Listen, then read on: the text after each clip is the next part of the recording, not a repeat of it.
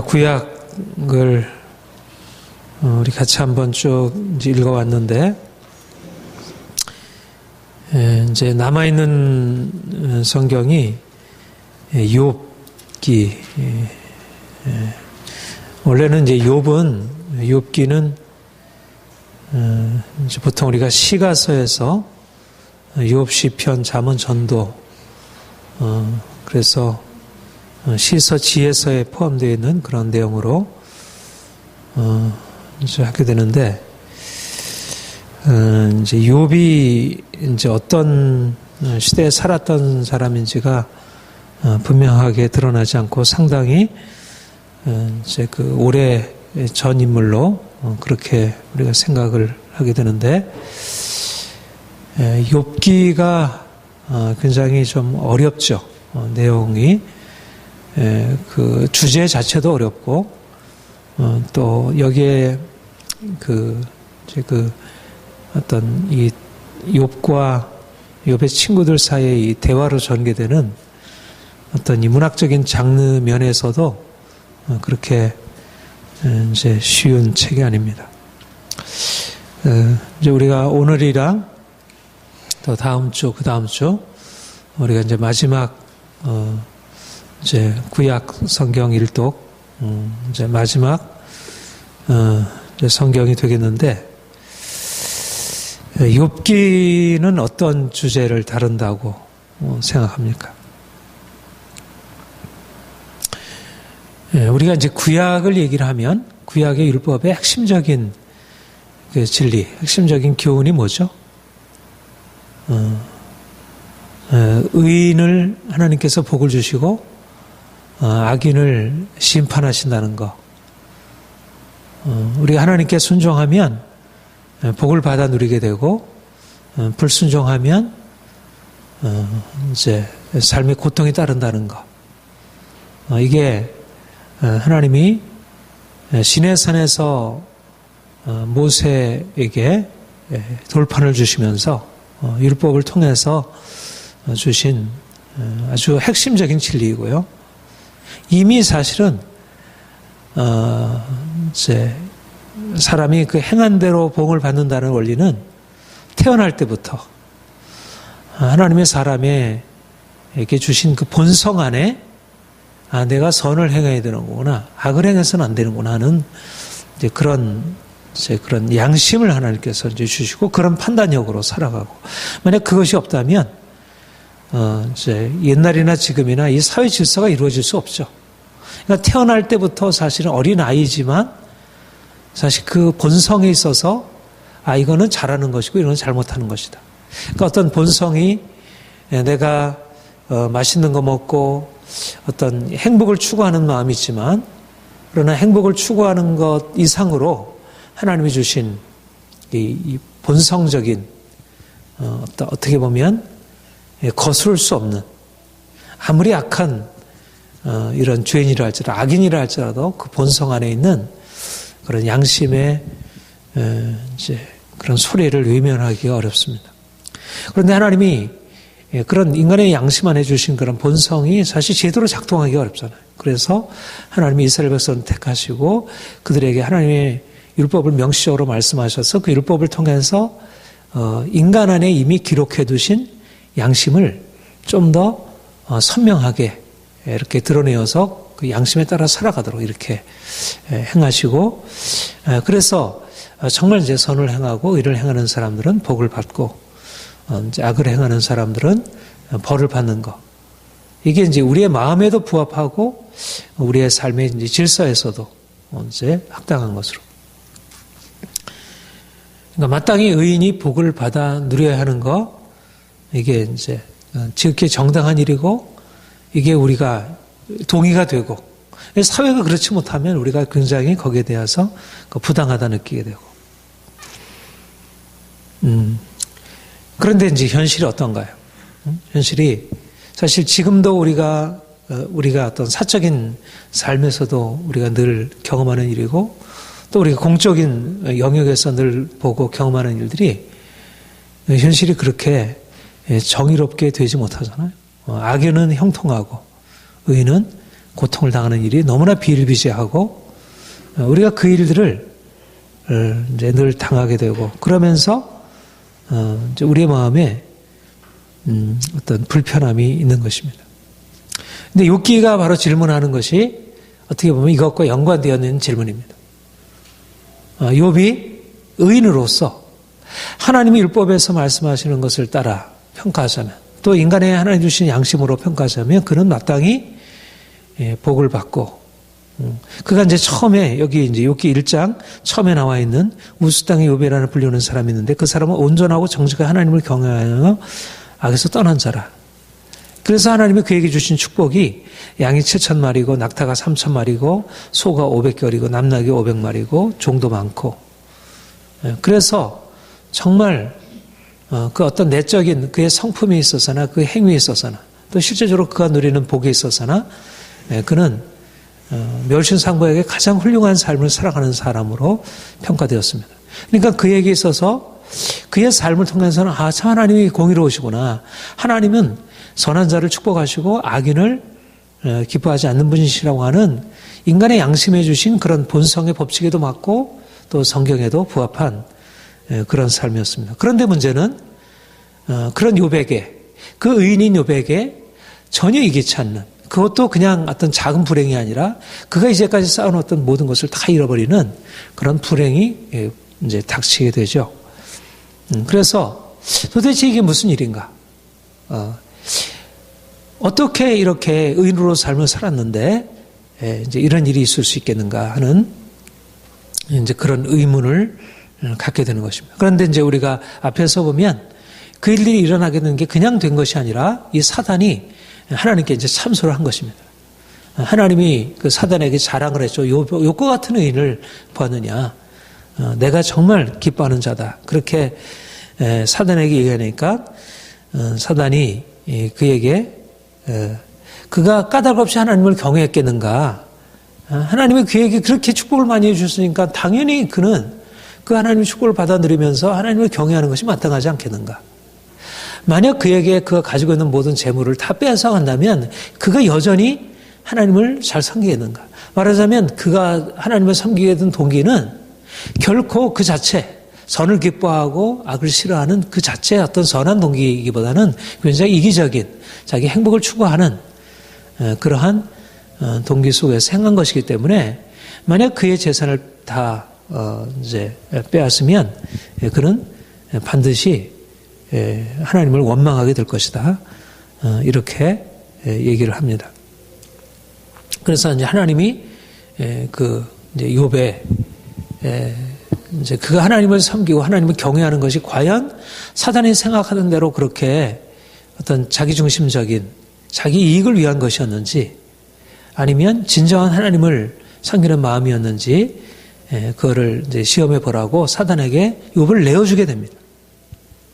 하나님이 그렇게 의를 행하는 욥을 그 사단의 참소를 받아주시고 그를 사단의 시험 가운데 던지시는 것입니다. 그래서 어떤 일이 일어났습니까?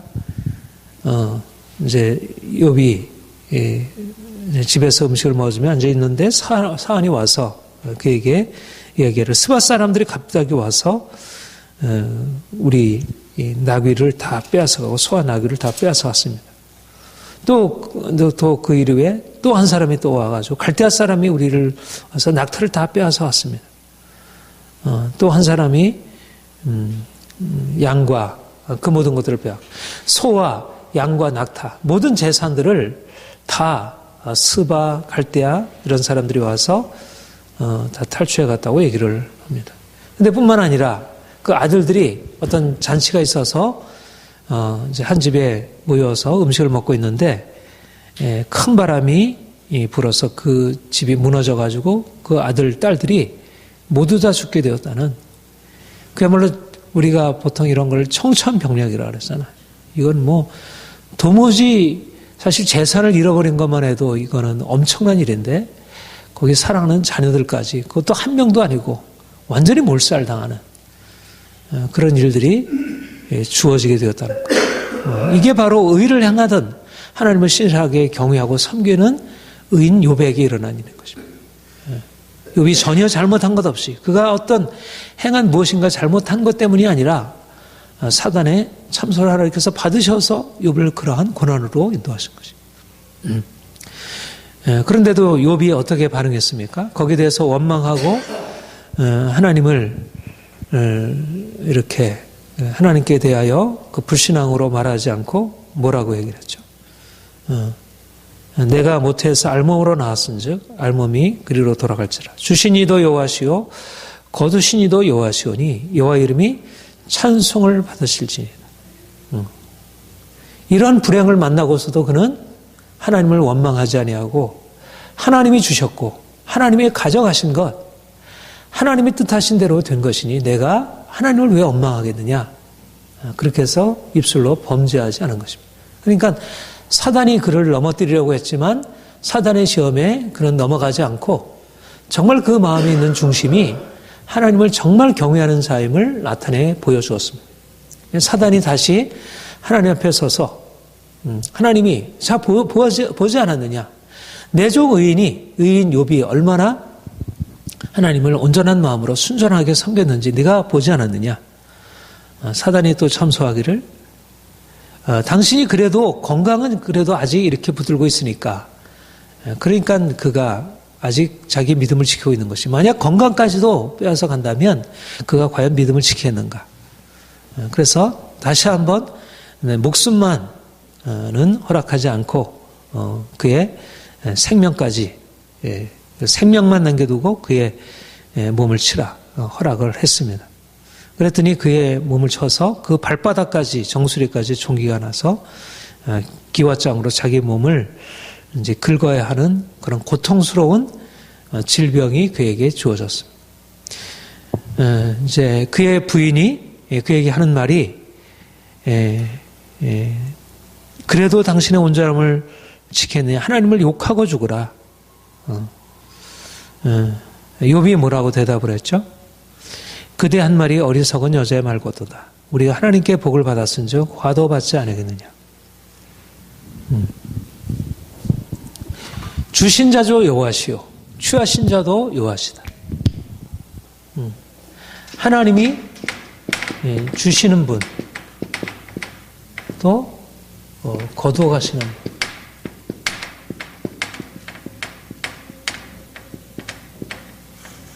분. 그가 복을 주시고 그가 화를 주시고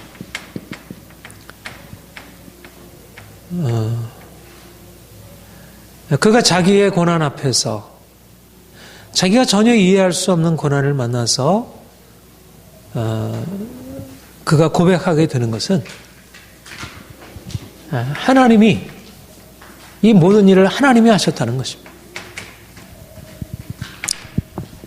이거는 그냥 우연히 된 일이 아니고 이거는 하나님이 하신 것입니다.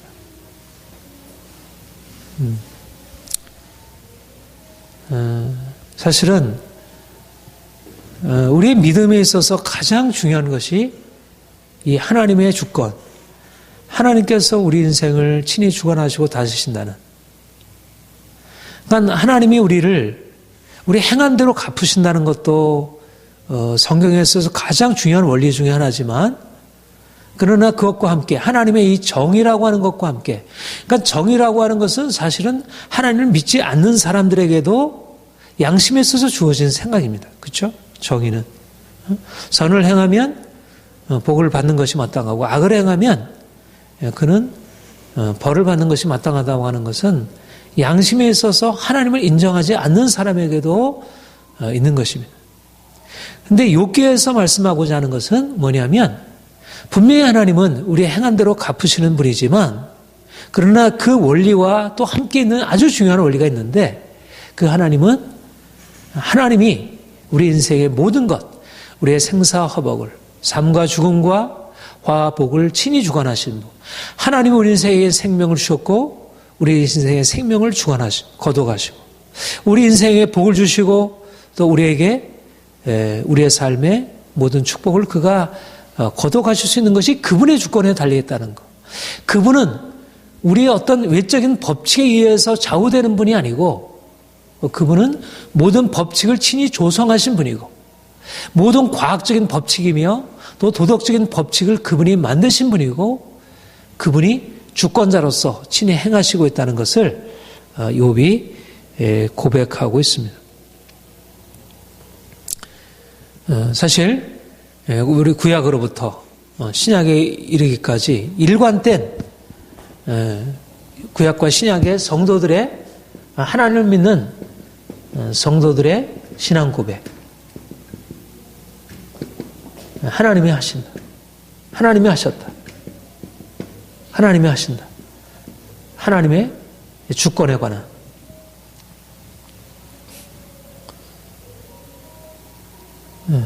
우리 인생을 해명하는 데 있어서 가장 중요한 일은 하나님이 하셨습니다. 내 인생의 행복도 평안도 하나님이 주신 것이고 또 내 인생의 고난까지도 이것은 하나님이 하신 일이지 그냥 사탄이 한 일이 아닌 것입니다. 여러분 분명히 사탄이 한 일이잖아요. 그렇죠? 사탄이 한 일입니다. 분명히 이것은 스바 사람들이 와서 한 일이고 갈대아 사람들이 한 일이고 어떤 자연이 한 일입니다. 그러나 이것은 그리고 그 배후에는 사단의 공격이 있었던 것이고 그러나 사람들이 한 일들보다 또 어떤 자연에 의해서 우연히 주어진 일이기보다 또 그것을 넘어서 그 배후에 역사하고 있는 어떤 영적인 흑암의 세력들이 우리에 대해서 공격한 것이기보다 더 궁극적인 것은 뭐냐면 궁극적인 모든 일의 궁극적인 원인은 하나님께 달려있다는 것. 하나님의 모든 것의 궁극적인 원인이라는 사실을 하나님이 말씀하셨고 그리고 사실은 이스라엘 백성들이 하나님을 믿고 섬김 이후부터 결국 그것에 근거해서 사실 이스라엘 백성들의 역사를 통해서 보여주시는 것이 무엇이에요? 이스라엘 백성들을 하나님께서 축복하시는 것도 하나님이 아니시라면 그들이 어떻게 그 고통에서 건짐을 받을 수 있겠습니까? 또 하나님이 아니시라면 그들이 어떻게 그 고난 가운데 또 던져줄 수 있겠습니까? 하나님이 그들에게 말씀하신 것은 출애굽 사건을 통해서도 내가 너희의 구원자라고 하는 것을 보이시고 또 하나님이 그들을 바벨론에 아수르에 넘기실 때도 하나님이 그들에게 말씀하신 것은 내가 너희를 다스리고 있다는 것을 보이신 것입니다. 그러니까 욥의 개인의 삶을 통해서 보이신 것으나 이스라엘 백성들의 역사를 통해서 보이신 것은 무엇이냐면 하나님이 주권자시는 것. 만물이 주에게서 나오고 주로 말미암고 주께로 돌아갑니다. 우리 개혁파 신앙, 이 장로교 신앙의 핵심이 바로 여기에 있습니다. 하나님이 우리의 삶의 모든 것의 주권자이시고 우리의 삶도 우리의 죽음도 우리의 행복도 우리의 불행도 우리의 기쁨도 우리의 슬픔도 우리의 모든 삶의 고통도 우리의 모든 삶의 성공도 또 하나님께로부터 비롯되었다는 것. 그러니까 우리가 모든 삶에 있어서 하나님을 인정하는 것입니다. 그러니까 하나님이 하신 것이라면 만약 사람이 아니라면 우리 마음에 원망이 일어날 수 있고 사람이 아니라면 거기에 대해서 우리가 따지고 무엇인가 우리 편에서 그걸 할 수 있겠지만 그러나 그 배후에 하나님이 하셨다면 우리가 그 하나님의 하심에 대해서 긍정하고 인정하고 궁극적으로 하나님께 찬양을 드려야 되는 거죠.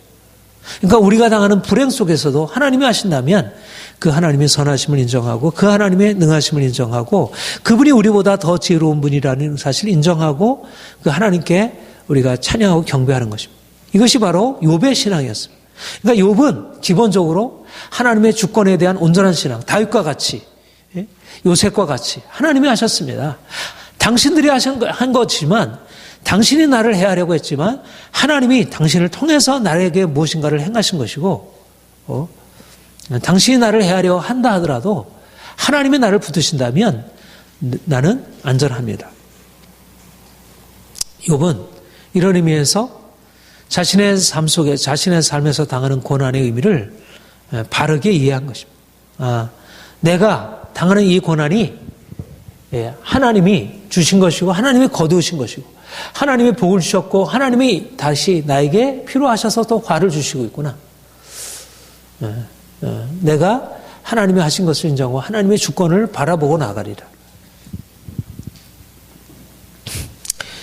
우리의 삶의 고난에서 이렇게 하나님의 주권을 온전히 인정할 때 우리의 삶이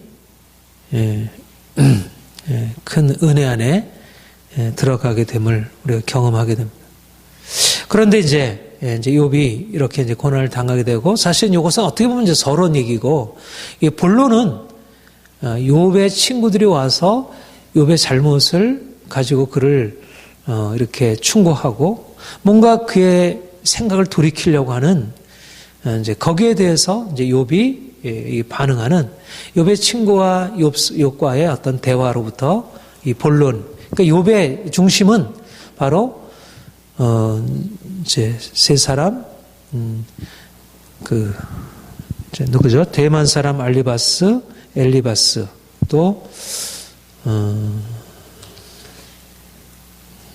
그리고 소발, 수아 사람 소발, 또 나아만 사람 빌다, 수아 사람 빌다, 나아만 사람 소발, 그 다음에 엘리후, 이렇게 이제 네 사람의 친구들이 와서 이제 그의 고통에 함께 동참하는데, 그런데 이제 3장에 욥이 입을 열어서 자기의 생일을 저주했다고 했습니다. 욥이 자신의 고난을, 여기 보면요, 좀 이상하게 생각이 들 수 있어요. 욥이 자신의 재산을 다 잃어버렸을 때, 또 자기의 몸이 이렇게 병들어서 너무 고통스럽게 되었을 때 그가 반응한 것은 결국 하나님을 원망하거나 그러진 않았어요. 그런데 여기 보면 생일을 저주하고 3장 1절에 그 후에 욥이 입을 열어 자기의 생일을 저주하니라. 입을 열어 이르되 내가 난 날에 멸망하였다면 산의 아이를 베었다 하던 그 밤도 그러했다면. 그래서 내가 아예 나지 않았다면, 또 낫다 하더라도 내가 만약 죽었다면 이 고통이 없었을 텐데, 이렇게 탄식하죠. 그랬더니 이제 욥의 탄식을 듣고서 엘리바스가 첫 번째로 그에게 대답을 하게 됩니다. 그러면서 이제 그의 요지는, 그가 말한 요지는 내가 악을 행하지 않았다면 이런 일이 내게 있었겠는가. 그러니까 말하자면 사실은 이 세 친구들이 가지고 있는 공통된 생각이 뭐죠? 분명히 욥이 의인이라고 하는 사실은 이미 모든 사람들에게 알려진 사실이니까 그 친구들도 다 알고 있었던 바일 것입니다. 그가 또 그렇게 돼 복을 받았고. 그런데 친구들이 볼 때 욥이 이게 뭐 작은 재난이 아니라 이게 완전히 몰살당하는 재난이었다면 이게 어떻게 이런 일이 그냥 우연하게 있을 수 있겠는가? 반드시 욥이 무엇인가 자기가 드러내지 않고 숨긴 죄악이 있어서 하나님이 이것에 대해서 드러내서 심판하시는 것일 것이다. 이렇게 이제 추정을 한 것이에요. 말하자면 안에 뗀 굴뚝이 연기가 나겠느냐? 그가 행한 것이 없이 이런 결과가 있겠느냐? 하나님은 정의의 하나님인데 어떻게 이런 일이 그냥 우연하게 있을 수 있겠느냐? 반드시 무엇인가 악을 행한 것이 있을 것이다. 그래서 그에게 하나님 앞에 회개를 하도록 그렇게 촉구를 합니다. 그 5장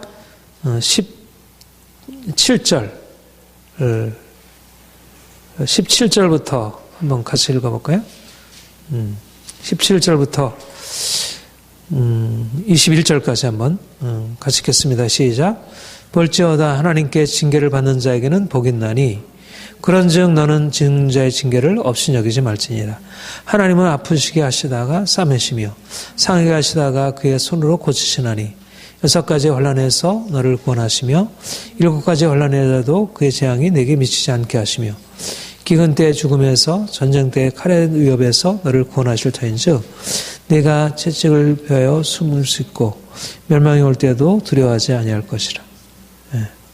그러니까 한마디로 말하면 하나님은 정의의 하나님이니까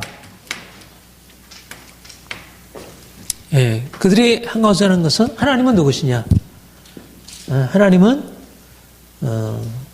전능자이시고 그는 선을 행하는 자에게 복을 주시고 또 악을 행하는 자에게 그는 화를 주시는데 근데 이 악을 행하는 자에게 화를 주신 이 안에 하나님의 징계의 의미가 있다. 그래서 돌이켜서 다시 회개하고 다시 선을 행하게 되면 하나님께서 다시 회복하셔서 다시 더 이상 두려워하지 않게 될 것이다. 한마디로 말하면 하나님은 정의의 하나님이시다. 그러므로 정의의 하나님을 인정하고 이제 돌이켜 하나님의 축복을 다시 회복해라. 네가 이제까지 하나님의 복을 받지 않았느냐? 그렇다면 너의 안에 뭔가 숨겨진 잘못을 가지고 하나님이 징계하시는 것이 아니겠는가? 그러면 마땅히 회개하기만 하면 다시 복을 받아 얼마나 좋겠느냐? 이렇게 이제 어떻게 보면 친구의 우정으로서 자신이 가지고 있는 지혜를 동원해서 그에게 충고를 하고 있습니다. 그러면 사실 엘리바스가 생각할 때 마땅히 이것을 이제 받아들여야 할 것 같은데, 그런데 욥은 어떻게 합니까? 내가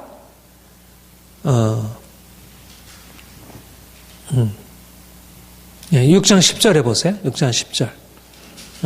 우리 같이 한번 읽어볼까요? 시작.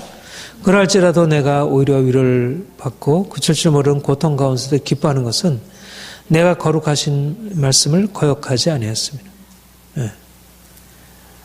내가 이런 고통을 당하고 있는데, 근데 내가 분명히 말할 수 있는 것은 내가 거룩하신 하나님을 내가 거역하지 아니했다. 내가 하나님 앞에서 특별히 잘못한 게 없다. 네가 말하고 있는 그러한 내가 무엇인가 잘못해서 이런 고통을 당하고 있다고 하는 너의 말이 옳지 않다. 그러면서 오히려 너는 친구가 이렇게 고통을 당할 때 거기에 대해서 위로하기보다도 이렇게 나를 잘못했다고, 내가 잘못한 것이 없는데도 나를 이렇게 나에 대해서 이렇게 책망하고 있으니 그것이 어찌 잘하는 것이겠느냐. 오히려 친구를 힐난하고 있습니다. 그 다음에 이제 7장 11절 이하에 보면 7장 그러면서 이제 하나님께 원망하는 기도를 합니다. 우리 7장 11절부터 한번 21절까지 한번 같이 읽어볼까요? 시작. 그런즉 내가 내 입을 금하지 아니하고 내 영혼의 아픔 때문에 말하며 내 영혼의 괴로움 때문에 불평하리이다. 내가 바다니까 바다 괴물이니까 주께서 어찌하여 나를 지키시나이까. 혹시 내가 말하기를 내 잠자리가 나를 위로하고 내 침상이 수심을 풀리라 할 때 주께서 꿈으로 나를 놀라게 하시고 환상으로 나를 두렵게 하시나이다. 이러므로 내 마음이 뼈를 깎는 고통을 겪느니 차라리 숨이 막히는 것과 죽는 것을 택하리이다. 내가 생명을 싫어하고 영원히 살기를 원하지 아니오니 나를 놓으소서. 내 날은 헛것이니이다. 사람이 무엇이긴데 주께서 그를 크게 만드사 그의 마음을 두시고 아침마다 권징하시며 순간마다 단련하시니까. 주께서 내게서 눈을 돌이키지 아니하시며 내가 침을 삼킬 동안에도 나를 놓지 아니하시기를 어느 때까지 하시리이까. 사람을 감찰하시니 이여 내가 범죄했던들 주께 무슨 해가 되었으리이까. 어째여 나를 당신의 관역으로 삼으셔서 내게 무거운 짐이 되게 하셨나이까. 주께서 어찌하여 내 허물을 사하여 주지 아니하시며 내 죄악을 제거해 버리지 아니하시나이까. 내가 이제 흙에 누우리니 주께서 나를 애써 찰지라도 내가 남아있지 아니하리다. 하나님 앞에 하나님 너무한 거 아닙니까? 내가 무엇을 그렇게 크게 잘못하고 했다고 해서 나를 이렇게 공격하시고 나를 이렇게 고통스럽게, 내가 밤잠 못 자게 이렇게 나를 아프게 하십니까? 도무지 하나님 당신이 어찌하여 나를 향하여 이런 일을 행하십니까? 이렇게 이제 자신의 죄에 대해서 뭐 회개하고 받아들이고 뭐 이렇게 하기보다 오히려 자신의 어떤 의로움, 정당함을 얘기하면서 얘기하니까 수아 사람 빌닷이 동일하게 그를 내가 회개하면 이제 그 8장에 그렇게 우리 그 7절에 보면 내 시작은 미약하였으나 내 나중은 심히 창대하리라. 우리가 많이 인용하는 말이죠. 근데 이게 어떤 말이냐면 지금 고난당하는 욥을 향해서 이제 하는 말입니다. 네가 회개하게 되면 이렇게 하나님이 이제 복을 주실 것이다. 그런데 또 동일하게 하나님이 9장에 보면 그에게 또 다시 이제 대답을 하는 것이 있는데 17절 우리 한번 같이 읽어볼까요? 이제 17절부터 21절 같이 읽겠습니다. 시작.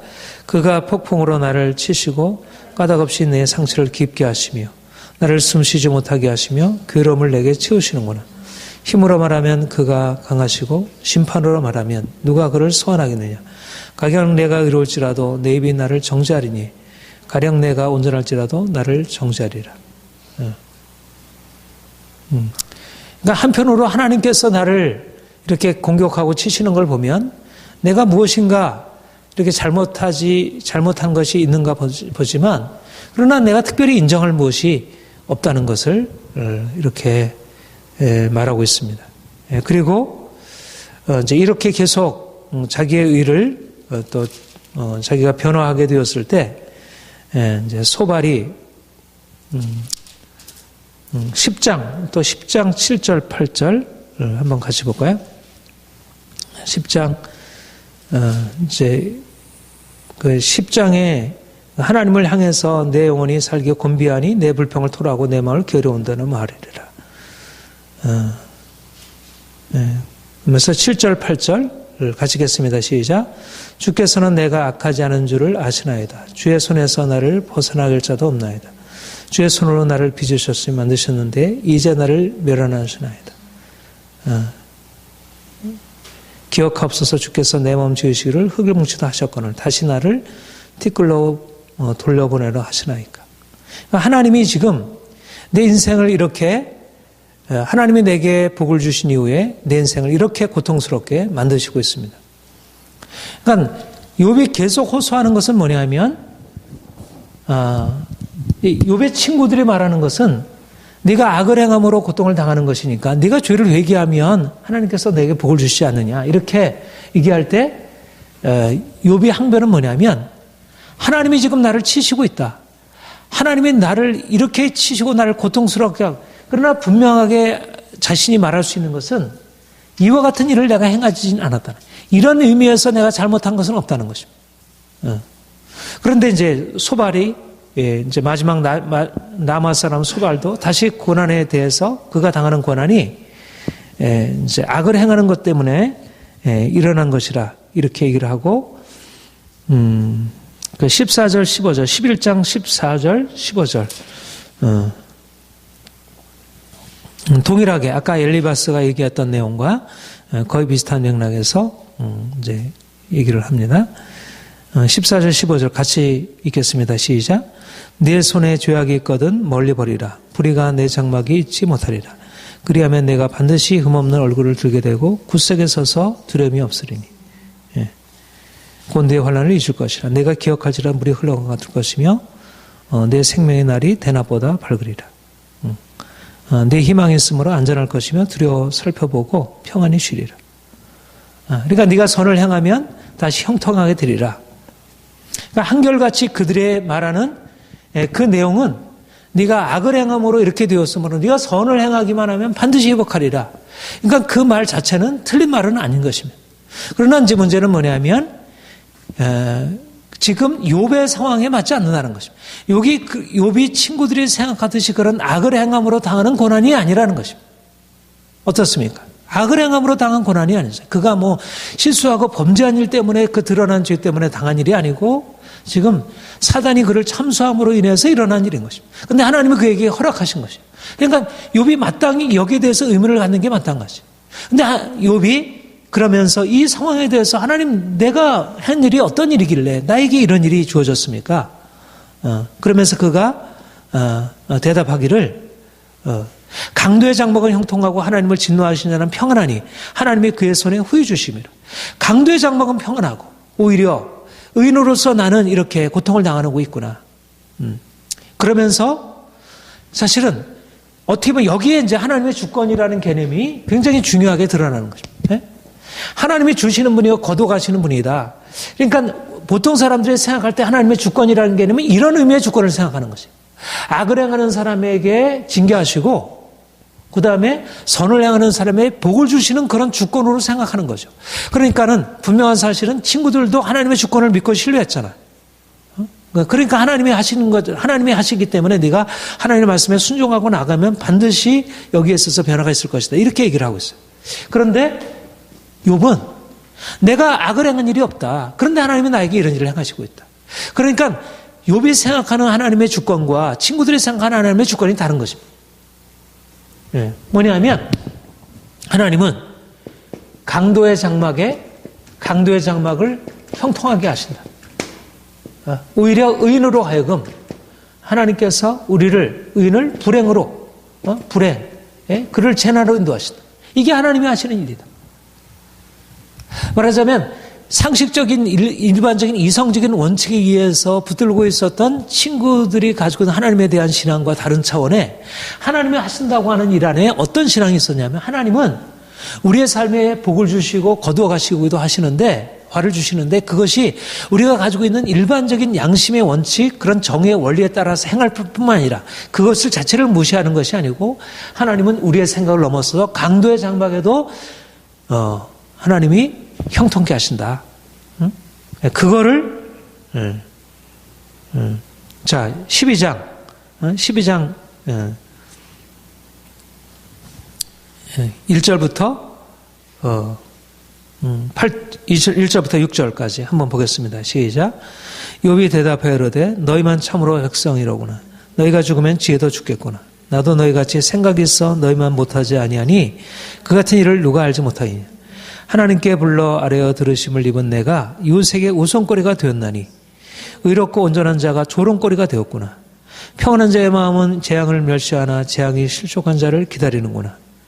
강도의 장막을 형통하고 하나님을 진노하게 하는 자는 평안하니 하나님이 그의 손에 후유 주심이라. 예. 하나님을 그렇게 기쁨으로 섬기는 나에게는 이웃에게 조종거리가 되고 의롭고 온전한 자가 조롱거리가 되고 오히려 강도의 장막은 형통하고 하나님을 진노하는 자는 평안하고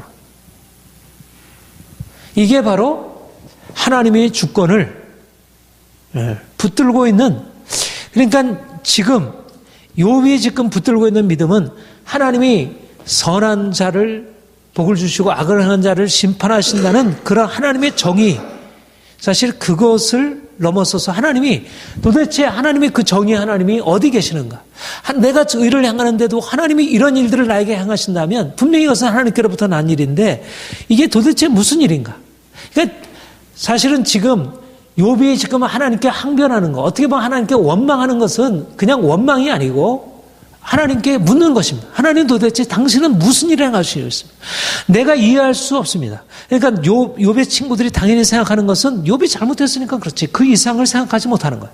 당연히 자신이 가지고 있는 상식적인 생각에 따라서 의를 행하게 되면 복을 받고 악을 행하게 되면 심판을 받는 게 당연하니까 그러니까 악을 그러니까 그가 심판을 당하게 이 고난을 당하는 거 보면 그는 악을 행하는 것이 당연하지. 자연스럽게 합리적인 생각을 가지고 그의 도덕적인 판단에 따라서 행하는데 근데 욥은 하나님은 뭔가 지금 내게 행하시고 하는 것은 그것을 넘어서 있다고 하는 것을 그가 지금 뭔가 감지하고 하나님 당신이 지금 도대체 무엇을 행하십니까? 내가 이렇게 고난을 당하고 있는데 이 일이 무엇입니까? 당신이 내게 행하는 일이 무엇입니까? 이것을 하나님께 지금 묻고 있는 것입니다. 그러니까 단지 원망이 아니라는 거예요. 그가 앞서서 원망하지 않았다고 했습니다. 하나님께 대하여.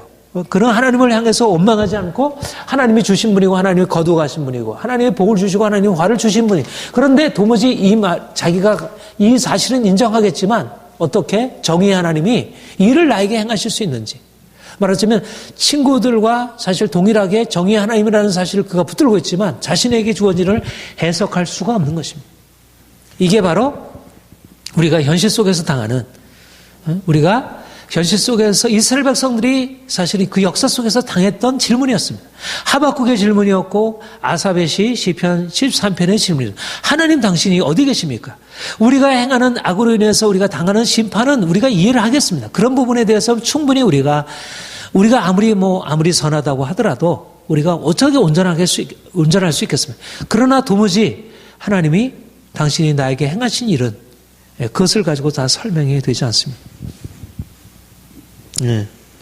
욥이 이제 그렇게 고백을 하면서 13장 3절에 보면 1절부터 3절에 보면 이렇게 얘기를 해요. 나의 눈이 다 이것을 보았고 내 귀가 이것을 듣고 깨달았니라. 너희 아는 것을 나도 아노니 너희만 못하지 아니하니라. 참으로 나는 전능자에게 말씀하려 하며 하나님께 변론하라. 너희가 알고 있는 건 다 알고 있다. 너희가 말하는 하나님은 정의로운 하나님이라는 사실 다 알고 있다. 내가 그거를 부정하지 않는다. 그러나 나 하나님께 좀 물어봐야겠다. 하나님이 도대체 무엇을 행하는지 하나님과 좀 변론을 해봐야겠다. 그러면서 하나님께 질문하고 하나님께 기도를 하고 있습니다.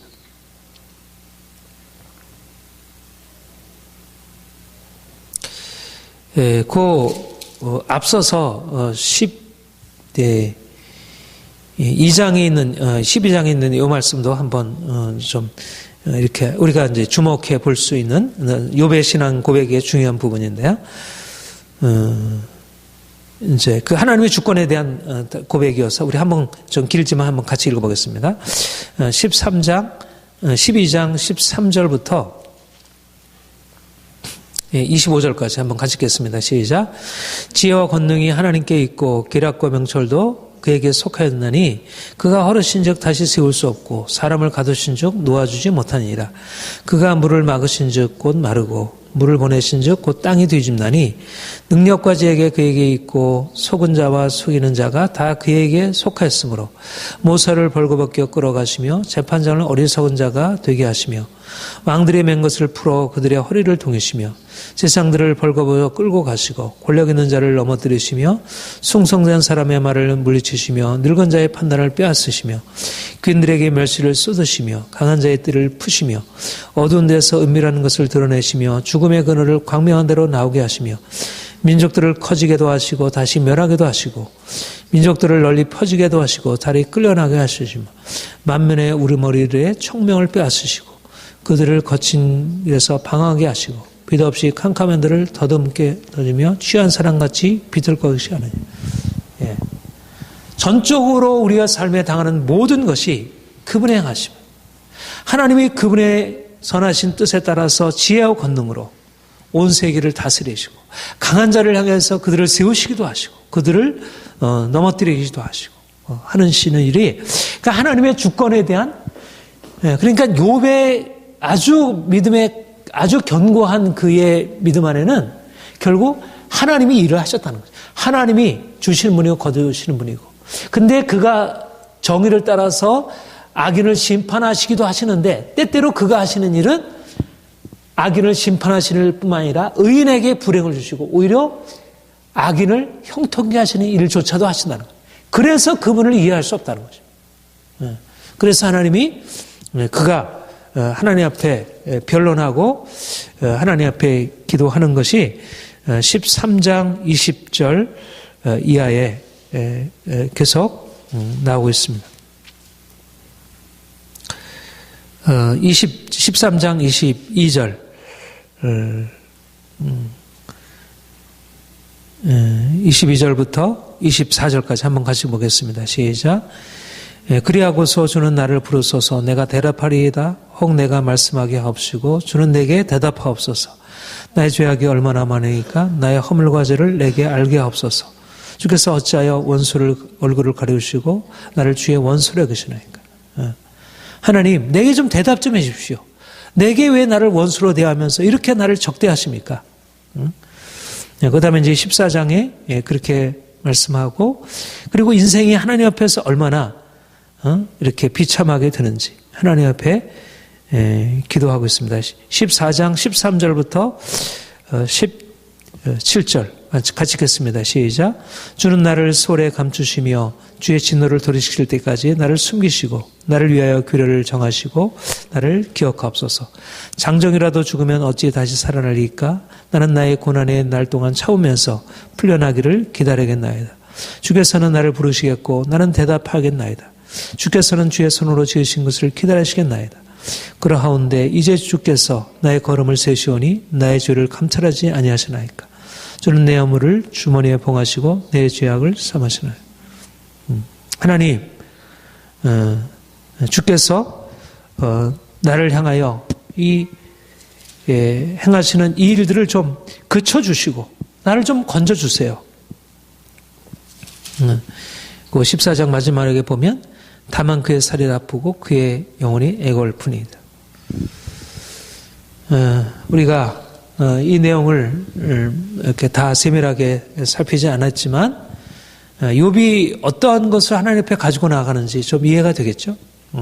욥이 하나님의 정의의 심판을 모르는 것이 아닙니다. 욥의 친구들이 가지고 있는 것처럼 그 사실을 너무나 잘 알고 있습니다. 하나님은 그야말로 행한 대로 심판하시는 분이라 알고 모든 강한 자나 작은 자나 할 것 없이 하나님의 심판 아래 있다는 것을 알고 있습니다. 그런데 자신이 행한 것을 돌이켜볼 때 자신이 그렇게 하나님 앞에서 심판받을 악을 행한 것이 없는 것입니다. 거기에 대해서 하나님 앞에 정당하게 어떻게 보면 항변하는 것입니다. 그는 하나님을 원망하는 것이 아니라 자기 자신이 범죄함으로 당했다는, 고난당하고 있다는 친구들의 말을 수긍할 수 없는 것. 친구들이 생각하는 그런 의미의 잘못을 그가 인정할 수 없는 것입니다. 욥은 일반적인 의미에서 선을 행한 자이고 그에게는 그는 마땅히 하나님이 주시는 축복을 받아 누리기 마땅하고, 그런데 그는 그 친구들이 그에게 충고하는 것은 적절하지 않은 것이죠. 그가 친구들에 대해서 자신의 정당성에 대해서 항변하는 것은 지극히 정당하다 할 것입니다. 그렇다면 중요한 것은 뭐냐면, 왜 하나님이 이런 일을 하실까? 왜 하나님이 의인에게 이런 고난을 주실까? 왜 정의의 하나님이 이런 고난을 주실까? 이것은 단지 욥기, 하나님이 그 사단의 그 말을 들어서 그냥 의인을 이렇게 괴롭힐 이유가 없는 거잖아요. 그렇게. 여기 안에는 아주 중요한, 하나님께서 정의의 하나님으로 의인에게 복을 주시고 악인을 심판하신다는 그 구약의 핵심적인 주제, 하나님의 정의라고 하는 이 주제를 분명히 붙들어야 하지만 그것을 넘어선 하나님을 그들에게 말씀하고 있는 것입니다. 그것은 바로 하나님은 인생이 아니시라. 우리가 알고 있는 그 하나님, 우리가 상식적으로 알고 경험적으로 알고 있는 것을 넘어서 계신 그 하나님, 그 하나님이 우리의 삶에 우리의 주권자로 인도하신다는 것. 그러니까 우리가 그분을 다 헤아릴 수 없다는 것. 우리가 때때로 하나님이 드러나게 우리에게 말씀하신 율법의 말씀이 우리를 인도하시는 것을 우리가 인정하고 우리가 이것을 받아들이지만, 그러나 우리는 우리 이 명시적인 말씀을 넘어서서 우리에게 주권적으로 임하신 일들을 우리가 다 설명할 수 없다는 것. 우리는 피조물이고 그분은 절대 주권자 하나님이시라는 것입니다. 이게 바로 로마서 9장의 주제이고, 하나님은 어떤 사람을 선택하시고 어떤 사람을 버리기로 선택하셨을 때 질그릇인 인간이 토기장인 그분에게 항의할 수 없다는 것. 하나님의 절대적인 주권 앞에서 인간은 그분이 행하신 것에 대해서 다 이해할 수 없어도 당신은 선하시고 당신은 조금도 실수가 없으십니다. 하나님을 인정하는 것.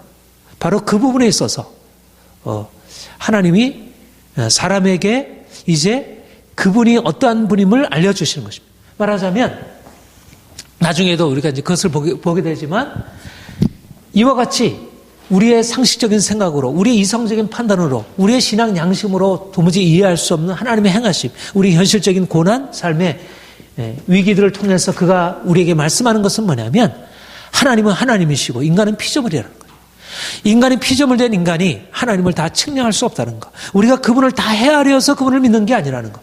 우리가 그분은 그렇게 비이성적인 분도 아니고, 그분은 우리에게 밝은 빛으로 우리를 인도하시지만 우리는 그분의 행하심을 다 측량할 수 없다는 것입니다. 이것이 바로 욥의 고난을 통해서 주께서 말씀하시려는 것이고, 바로 이스라엘 백성들의 역사가, 하나님께서 이스라엘 백성들에 대해서 그들에게 말씀하시는 것이 그가 얼마나 정의로운 하나님인지, 악을 싫어하시고 의인들을 복주신 하나님이신지도 보이시지만, 단지 그것을 넘어서서 하나님이 의인에게 복을 주시지 아니하시고 오히려 의인을 더 고난으로 인도하셔서 악인보다도, 악인이 오히려 형통하고 의인이 오히려 잘 되는, 악인이 오히려 의인보다 더 잘 되는 일이 하나님의 행하심이라는 것.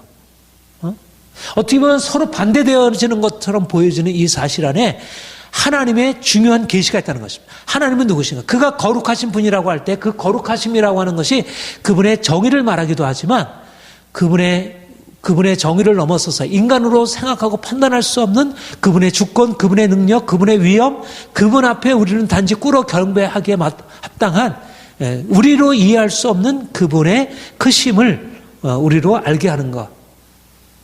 지난번에 사실은 이거는 지난번 문창극 총리 후보가 일제강점기로 인한 민족의 순환, 우리 민족의 순환이 하나님의 뜻이었다는 그 얘기로 논쟁되었던 내용과 거의 같은 맥락이 있는 것입니다.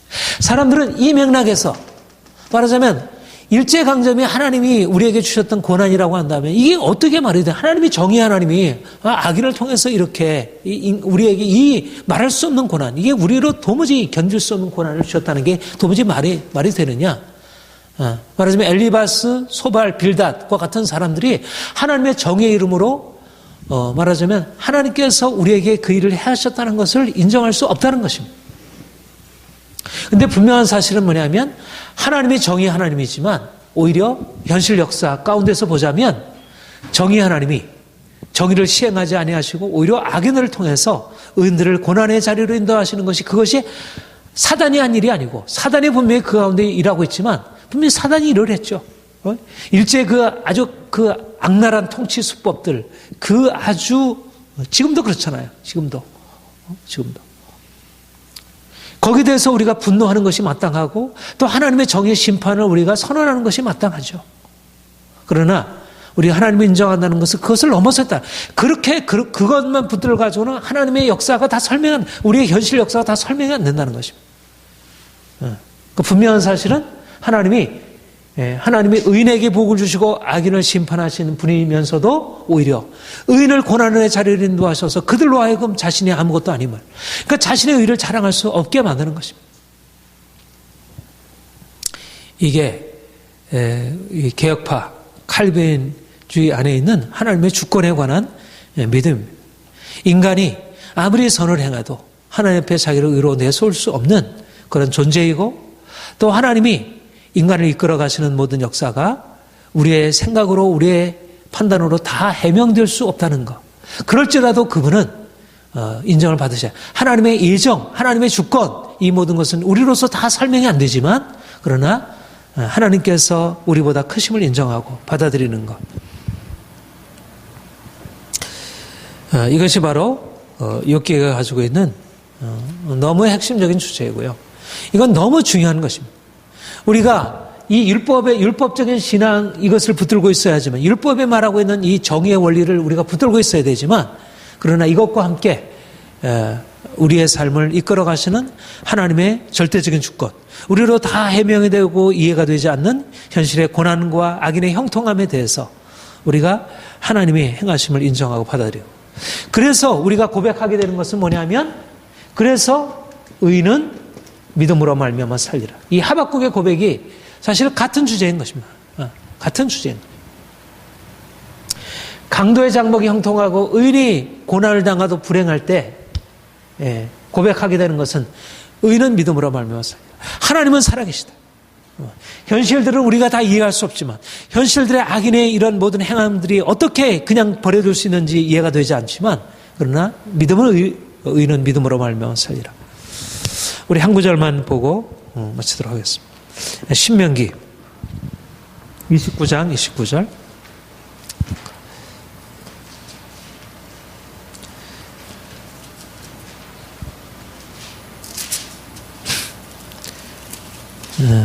이 말씀이 아마 이런 의미라 여겼습니다. 우리 한번 같이 읽겠습니다. 시작. 감추한 일은 우리 하나님 여호와께 속하였거니와 나타난 일은 영원히 우리와 우리 자손에게 속하였나니 이는 우리에게 이 율법의 모든 말씀을 행하게 하려 하심이라.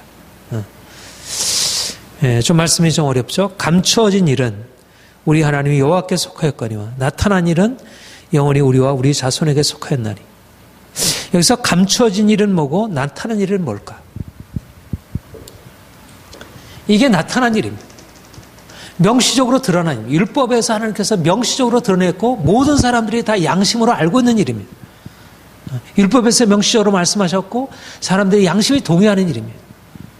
거짓말은 나쁘다는 것, 그리고 다른 사람에게 물건을 빼앗거나 간음하거나 하는 일은 나쁘다는 것, 하나님께서 양심으로 말씀하시고 그 사람이 벌을 받아야 한다는 것은 누구든지 다 동의하는 일입니다. 동서고금을 막론하고 인간 본성에 도덕성을 주시고 양심을 주셔서 그대로 행하신 것입니다. 이런 면에서 나타난 일은 우리와 우리 자손에 하나님이 율법을 주셨고 그래서 율법을 통해서 하나님이 모든 세계의 만민들을 이끌어 가시고 있습니다. 이런 면에서 우리는 우리 기독교 신앙이라고 하는 것은 보편성을 가지고 있는 것입니다. 도덕성, 우리의 율법, 하나님께서 우리에게 주신 율법에 따라서 우리가 살게 되면 사람들에게도 존경을 받고 우리가 이 세상의 질서를 세워갈 수 있는 힘이 있습니다. 그런데 분명한 사실은 뭐냐면 하나님은 우리에게 나타난 일을 통해서 우리에게 말씀하시고 이끌어 가시지만 우리에게 감추어진 일이 있다는 것입니다. 하나님의 비밀, 우리로서 다 이해할 수 없는 비밀이 있다는, 그게 말하자면 뭐냐면 십자가와 부활의 사실이고, 하나님이 전능한 자 하나님이시고 그가 창조주이시고 그가 모든 것을 주관하시는 분이라는 사실, 그분은 우리로 측량할 수 없는 비밀을 가지고 있다는 것. 만물이 그에게서 나오고 그로 말미암아 그에게로 돌아갑니다. 로마서 11장에 그가 예정에 관해서 이스라엘의 하나님의 구속에 대해서 얘기하면서 이것은 하나님의 위대한 비밀이다 이렇게 말하고 있습니다. 그러니까 하나님의 역사, 하나님이 우리에게 말씀하신 이 복음의 사실들이 우리로 다 이해할 수 없고, 그러나 분명한 사실은 뭐냐면 감추어진 일, 이 감추어진 일이 하나님께 속한 이 일이 우리에게 계시가 된 것입니다. 예. 이 모든 나타난 일은, 이것은 율법에 또 우리 양심에 알려져 있다면 복음 안에서 하나님이 우리를 죽음을 통해서 우리를 영원한 생명으로 이끌어 가신다. 우리의 고난이 우리를 죽이는 것이 아니라 우리의 고난을 통해서 우리를 영원한 생명으로 이끌어 가신다는 이 하나님께 감춰진 그 일이 우리에게 비밀로 계시가 되고, 우리는 이 감추어진 이 일을 우리가 믿음으로 붙들고 살아가는 사람들이에요. 그러니까 욥기의 주제는 우리 신약의 주제와 아주 연결되어 있다고 봅니다. 오히려 고난이, 이해할 수 없는 고난이 오히려 하나님이 우리를 저 놀라운 영광으로 이끌어 가시는 하나님의 축복의 통로가 됨을 우리에게 말씀하고 있죠.